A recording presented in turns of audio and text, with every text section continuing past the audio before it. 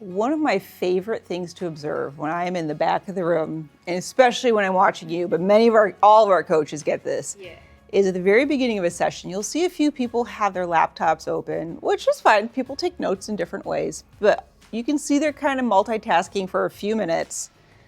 And then within 20 minutes, you see all those laptops, or at least only notes apps, are open. Like all of a sudden they're like, oh, wait. Oh, no, this is good stuff. I need to be listening. I can't be multitasking. And it's almost this fun thing to watch from the back of the room when particularly you or some of our other coaches are teaching, that you just see all of a sudden all the distractions get put away.